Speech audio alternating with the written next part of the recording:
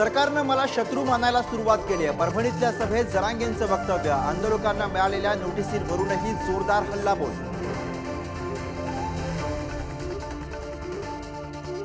जरांगेंना देवही घाबरत असेल। सोयरे शब्दाच्या वादावरनं भुजबळांचा जरांगेंना टोला, तर भुजबळ काहीही करू शकत नाहीत, जरांगेंचा पलटवार। आरक्षणाचा निकाल लागेपर्यंत भरती स्थगित करा, मराठा महासंघाची मुख्यमंत्र्यांकडे निवेदनाद्वारे मागणी। प्रसिद्ध झालेल्या जाहिरातीतील मराठा महासंघाचा विरोध।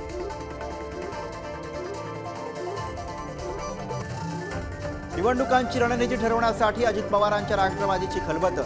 भाजप स्वबळावर लढण्याच्या चर्चेनंतर अजितदादांच्या रणनीतीकडे लक्ष, तर मिटकरींनाही कानपिचक्या।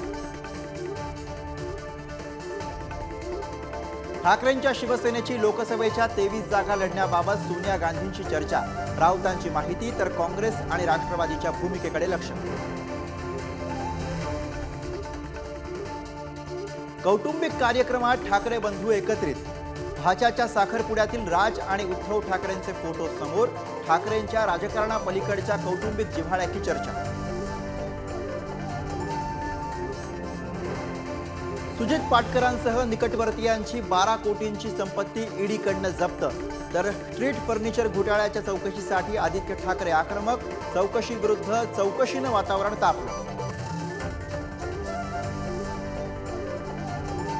नागपूर जिल्हा सहकारी बँक घोटाळ्याप्रकरणी माजी मंत्री सुनील केदार दोषी। 150 कोटींच्या घोटाळ्याचा ठपका। केदारांसह 6 जणांच्या अडचणी वाढल्या।